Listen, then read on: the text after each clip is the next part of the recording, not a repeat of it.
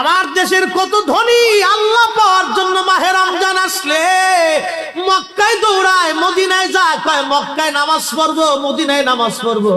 এক রাকাত নামাজে 1,00,000 রাকাতের সওয়াব, এক রাকাত নামাজে 50,000 রাকাতের সওয়াব।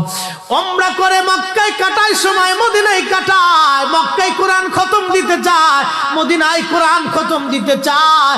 সওয়াব মাহে রমজানে অগণিত সওয়াবের আশায় ব্যক্তিগুলি আল্লাহর ঘরে হাজিরা দেয়, কিন্তু বাড়ির পাশে গ্রামের কত গরিব মানুষ টাকার অভাবে বাবা ভালো ইফতার করতে পারে না, টাকার অভাবে কত মা ভালো সেহরি করে রোজা রাখতে পারে না।